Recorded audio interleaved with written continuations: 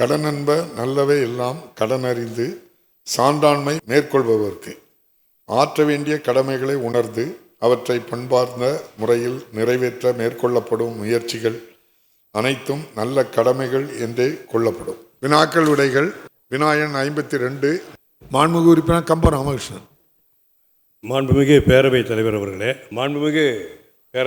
அவர்களே, வருடந்தோறும் 1828 டன் உரம் கிடைக்கப்பெறுகிறது. தலைவர் கலைஞர் அவர்கள் அனைத்து விவசாயிகளுக்கும் இலவச மின்சாரம் வழங்கினார்கள்.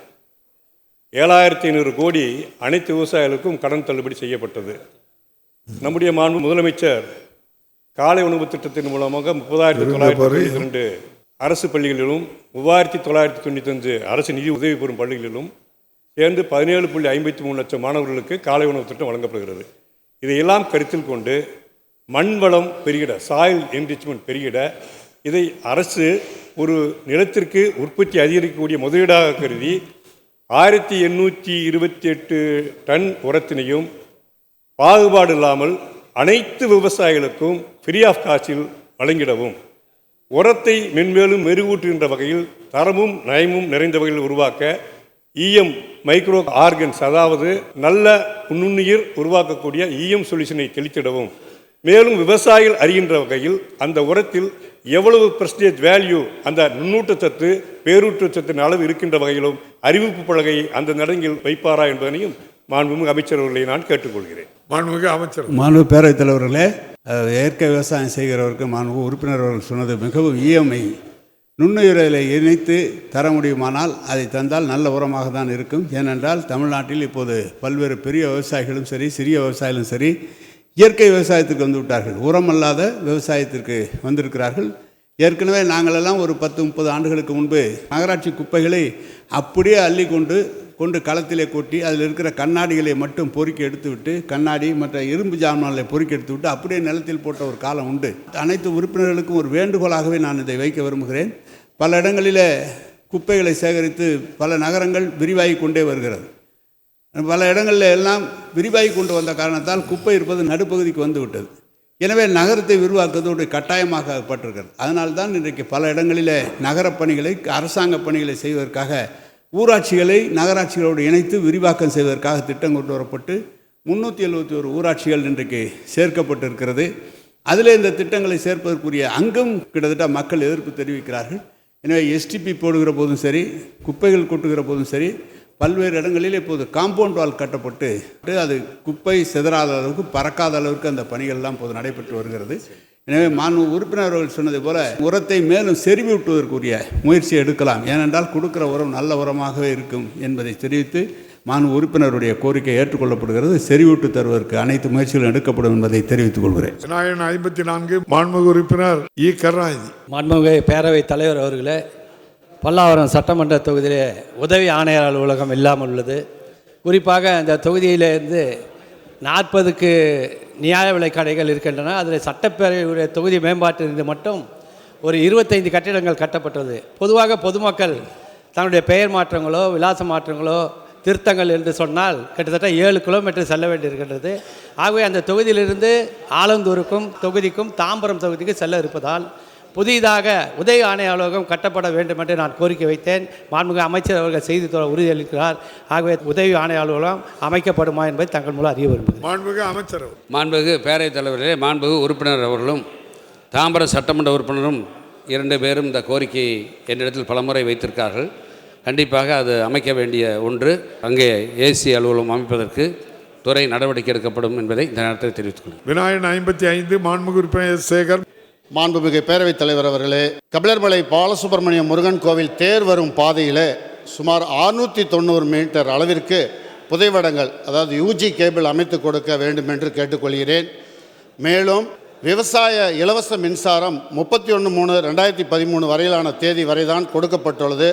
எனவே அதிகப்படியான இலவச மின் இணைப்புகளை வழங்க அரசு முன்வருமா என்பதை பேரவைத் தலைவர் வாயிலாக மாண்புமிகு அமைச்சர் அவர்களை கேட்டுக்கொள்கிறேன். மாண்புமிகு அமைச்சர். மாண்புமிகு பேரவைத் தலைவர்களே, ஏற்கனவே திருச்செங்கோடு சட்டமன்ற உறுப்பினர்கள் கேட்டுக்கொண்டதற்கு அடிப்படையில் அர்த்தநாசர் கோயிலில் அந்த புதைவட கம்பிகள் அமைக்கக்கூடிய பணிகள் ஒரு பகுதி நிறைவு பெற்றிருக்கின்றன. 2ஆம் பகுதி எடுத்துக்கொள்ள வேண்டும் என்று அவர் கோரிக்கை வைத்திருக்கிறார். அது இந்த ஆண்டு அந்த பணிகள் எடுத்துக்கொள்ளப்பட்டிருக்கின்றன. மாண்புமிகு உறுப்பினர்கள் சுட்டிக்காட்டுகின்றன அந்த திருக்கோயிலுக்கும் ஆய்வு செய்து திட்ட மதிப்பீடுகள் தயார் செய்யப்பட்டு நிர்வாக அனுமதி பெறப்பட்டு பணிகள் எடுத்துக்கொள்வதற்கு முன்னுரிமை வழங்கப்படும் என்று தெரிவித்துக் கொண்டு, மாண்புமிகு முதலமைச்சர்கள் ஆட்சி பொறுப்பேற்று பதிவு செய்து காத்திருந்த விவசாயிகள் 2 லட்சம் விவசாயிகளுக்கு மின் இணைப்பு வழங்குவதற்கான அறிவிப்புகள் வெளியிடப்பட்டு வழங்கப்பட்டு இருக்கின்றன. கூடுதலாக பதிவு செய்து காத்திருக்கிறவர்களுக்கு இந்த ஆண்டு மாண்புமிகு முதலமைச்சரத்தில் அனுமதிகளை கேட்டிருக்கின்றோம். மாண்புமிகு முதலமைச்சருடைய அனுமதியை பெற்று பதிவு செய்து காத்திருக்கக்கூடிய விவசாயிகளுக்கு முன்னுரிமை அடிப்படையில் வழங்குவதற்கு துறை நடவடிக்கை எடுக்கும் என்பதை மாண்புமிகு பேரவைத் தலைவராக மாண்புமிகு உறுப்பினர்களுக்கு தெரிவித்துக் கொள்கிறேன். விநாயகன் 56, மாண்புமிகு உறுப்பினர் அப்துல் சமது. என்னுடைய மணப்பாறை தொகுதியில் வையம்பட்டி ஒன்றியம் மினியாப்பூர் ஆரம்ப சுகாதார நிலையம் ஒரு 35 ஆண்டுகளை கடந்த கட்டிடம் என்பதால் மிகவும் பழுதடைந்து பயன்படுத்துவதற்கு மிகவும் பிரச்சனையாக இருக்கிறது. அந்த மருத்துவமனையுடைய வளாகத்தில் சிகிச்சை அளிக்க வேண்டிய ஒரு மோசமான நிலை இருக்கிறது. 24 மணி நேரமும் பிரசவ வார்டும் அங்கே இயங்கிக் கொண்டிருக்கிற காரணத்தால் அந்த மருத்துவமனை புதிய கட்டிடம் கட்டித்தரப்படுமா என்று அமைச்சர் அவர்களை தங்கள் வாயிலாக கேட்டு அமர்கிறேன். மாண்புமிகு அமைச்சர் அவர்கள். மாண்புமிகு பேரவைத் தலைவர் அவர்களே, தமிழகத்தை பொறுத்தவரை 8713 துணை சுகாதார நிலையங்களும் 2686 ஆரம்ப சுகாதார நிலையங்களும் இருக்கிறது. இந்த அமைப்பில் இருக்கிற பெரும்பகுதியான கட்டிடங்கள் 1500க்கும் மேற்பட்ட கட்டிடங்கள் வாடகை கட்டிடங்களிலும் 1000க்கும் மேற்பட்ட கட்டிடங்கள் பயன்படுத்த முடியாத நிலையில் சிதிலமடைந்தும் இருக்கிறது. மாண்புமிகு தமிழ்நாட்டின் முதலமைச்சருடைய வழிகாட்டுதலோடு கடந்த 4 ஆண்டுகளாக ஏறத்தாழ 1300 புதிய கட்டிடங்கள் கட்டி வைக்கப்பட்டு தொடர்ந்து திறந்து வைக்கப்பட்டு கொண்டிருக்கிறது. இந்த நிலையில் நிதி ஆதாரத்தை இன்றைக்கு மனதில் கொண்டு மாண்புமிகு சட்டமன்ற உறுப்பினர்கள் அவரவருடைய தொகுதியில் புதிய கட்டிடங்கள் வேண்டுமானால் அவருடைய தொகுதி மேம்பாட்டு நிதியும் தர வேண்டும் என்று தொடர்ந்து கேட்டுக்கொண்டிருக்கிறோம். அந்த வகையில் மணப்பாறையை பொறுத்தவரை ஏற்கனவே பல கட்டிடங்கள் கட்டும் பணிகள் நடைபெற்று கொண்டிருக்கிறது. நானே திறந்தும் வைத்திருக்கிறேன். எனவே மாண்புமிகு சட்டமன்ற உறுப்பினர் அந்த புதிய கட்டிடத்திற்கு அவருடைய தொகுதி மேம்பாட்டு நிதியை தர வேண்டும் என்று கேட்டு தங்களின் வாயிலாக கேட்டுக்கொள்கிறேன். விநாயகன் 59, மாண்புமிகு உறுப்பினர் ஐபி செந்தில்குமார். மாண்புமிகு பேரவைத் தலைவர் அவர்களே, நம்முடைய திராவிட மாடல் அரசு அமைந்தவுடன் பழனியிலே சித்த மருத்துவக் கல்லூரி அமைக்கப்படும் என்று அறிவிப்பு வெளியிடப்பட்டு அதற்கு 38 ஏக்கர் நிலம் எடுக்கப்பட்டிருக்கிறது. ஒன்றிய அரசினுடைய வழிகாட்டுதலில் 24 மாதங்கள் சித்த மருத்துவமனை அங்கே இயங்கியிருக்க வேண்டும் என்று சொல்லப்பட்டிருக்கிறது. அந்த வகையில் சித்த மருத்துவக் கல்லூரி மருத்துவமனை இங்கே 24 மாதங்களை கடந்திருக்கக்கூடிய சூழலில் இந்த சித்த மருத்துவக் கல்லூரி அமைவதில் அங்கே பணியாளர்கள் நியமிக்கப்பட வேண்டியது இருக்கிறது. அந்த பணியாளர்களுக்கு மாத ஊதியம் கொடுப்பதற்கு அந்த எய்டட் அப்ரூவல் பெறுவதற்கு அந்த கோப்பு அரசின் கவனத்திற்கு வந்திருப்பதாக செய்திகள் இருக்கிறது. அரசு அலுவலர்கள் சொல்லியிருக்கிறார்கள். அந்த அனுமதியை விரைந்து கொடுத்து அந்த பணிகளை தொடங்க மாண்புமிகு பேரவைத் தலைவர் வாயிலாக நான் கேட்டமைகின்றேன். மாண்புமிகு இந்து சமய மற்றும் அறநிலைத்துறை அமைச்சர் அவர்கள். அருள்மிகு பழனி தண்டாயுதபாணி திருக்கோயிலை பொறுத்தளவில் ஒரு துறையினுடைய நிர்வாகத்தை போல் பழனி தண்டாயுதபாணி திருக்கோயிலுடைய நிர்வாகம் செயல்பட்டு கொண்டிருக்கின்றது. சித்தக்கல்லூரி மருத்துவத்திற்கு இடம் பார்ப்பதற்கு நம்முடைய அந்த மாவட்டத்துடைய அமைச்சர் அண்ணன் ஐபி அவர்களும் அந்த மாவட்டத்துடைய அமைச்சர் அருமை அண்ணன் சக்கரபாணி அவர்களும் சட்டப்பேரவை உறுப்பினர் செந்தில்குமாரும் நேரடியாக சென்று ஆய்வு செய்தோம். சித்த மருத்துவக் கல்லூரிக்கு விண்ணப்பித்தவுடன் அனுமதி வழங்குவதற்கு மத்திய அரசும் ஒப்புதல் தந்தது. அதற்குண்டான சில சட்ட விதிமுறைகள் முன்கூட்டியே ஒரு சித்த மருத்துவமனை அந்த பழனி மருத்துவக் கல்லூரி சார்பில் இயங்க வேண்டும் என்று இருக்கின்றது. அதையும் மாண்புமிகு தமிழக முதல்வர் அவர்கள் 2023ஆம் ஆண்டு தொடங்கி வைக்கப்பட்டிருக்கின்றது. அதன் தொடர்ச்சியாக அவர் கோரியது போல் துறையினுடைய கோப்புகள் எதுவாக இருந்தாலும் 24 மணி நேரத்தில் அதை நிவர்த்தி செய்ய வேண்டும் என்று மாண்புமிகு தமிழக முதல்வர் உத்தரவிட்டிருக்கின்றார். என் கவனத்திற்கு எட்டிய வரை அது மாதிரி எந்த கோப்பும் நிலுவையில் இல்லை. இருந்தால் உடனடியாக இன்றே அதை நிவர்த்தி செய்வோம் என்பதை பேரவையின் தலைவர் வாயிலாக மாண்புமிகு உறுப்பினருக்கு தெரிவித்துக் கொள்கிறேன். மாண்புமிகு முதலமைச்சர் அவர்கள்.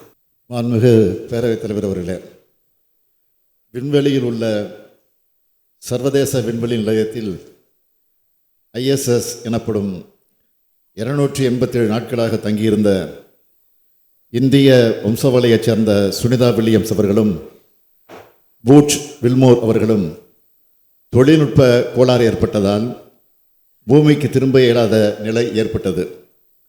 இவர்களது உடல்நிலை பாதிக்கப்படும் எனவும் உயிருக்கு ஆபத்து எனவும் பல தகவல்கள் வெளிவந்தன. இருந்தும் அந்த விண்வெளி மையத்தில் அவர்கள் அயராது தங்களது பணிகளை மேற்கொண்டு வந்தனர்.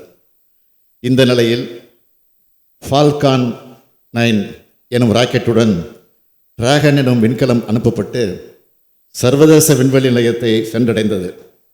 இதன் மூலமாக சுனிதா வில்லியம்ஸ் அவர்களும் பூட்ச் அவர்களும் அங்கிருந்த மேலும் 2 வீரர்களோடு இணைந்து பயணித்து பத்திரமாக புளோரிடா அருகில் கடலில் தரையிறங்கினார். அவர் பத்திரமாக மீண்டும் பூமிக்கு வந்தடைந்த செய்தி நம் அனைவரையும் மகிழ்ச்சியடைய செய்துள்ளது. இத்தருணத்தில் சுனிதா வில்லியம்ஸ் அவர்களுக்கும் அவரை பத்திரமாக பூமிக்கு கொண்டு வருவதற்கான அனைத்து முயற்சிகளை மேற்கொண்டவர்களுக்கும் நமது மனமார்ந்த பாராட்டுக்களையும் நன்றியையும் நான் தெரிவித்துக் கொள்கிறேன். பேரவை மீண்டும் நாளை காலை 9:30 மணிக்கு கூடும். வணக்கம்.